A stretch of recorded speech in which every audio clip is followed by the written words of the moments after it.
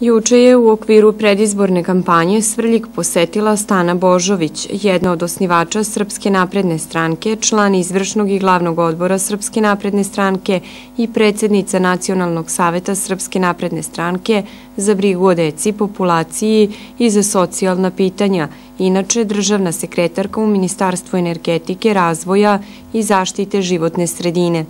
Gospođa Božović je najpre posetila zajednički izborni štab Srpske napredne stranke i Ujedinjene seljačke stranke u Svrljigu, gde je razgovarala sa rukovodstvom i članovima dve stranke koje će zajedničkim snagama pokušati da osvoje bar 80% glasova u opštini Svrljig.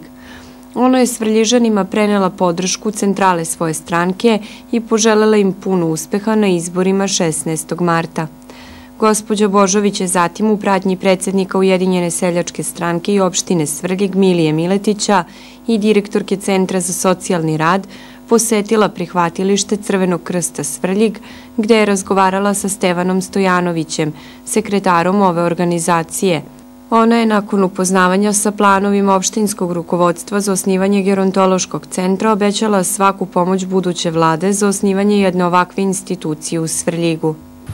Pa evo, danas smo obišli ovde Crveni krst i naravno, pošto je danas i Međunarodni dan socijalne pravde, videli koji su to projekti vezano kada je u pitanju zaštita i starijih sugrađana i svih socijalno ugroženih i ono što je u planu bilo, što mi je rukovodstvo iznelo, izgradnja gerontološkog centra.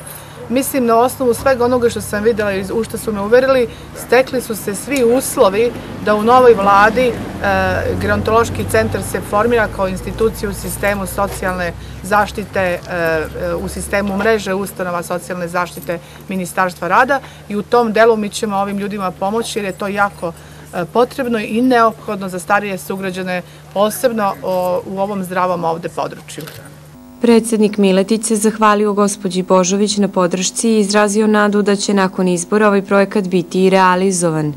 Evo ja zahvaljujem unapred ono što je sad rečeno i sigurno sam da ćemo posle 16. marta, posle nove vlade i novog premijera imati mogućnost da dobijemo tu gerontološki centar jer je stvarno neophodan našoj opštini.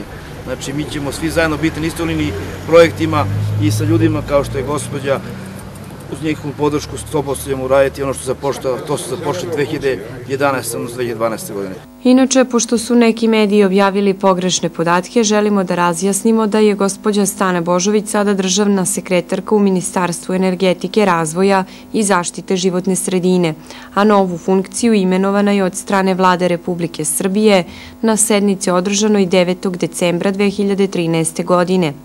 Pre stupanja na ovu funkciju obavljala je dužnost državnog sekretara u Ministarstvu rada, zapošljavanja i socijalne politike, zadužena za oblast rodne ravnopravnosti, bezbednosti i zdravlja na radu.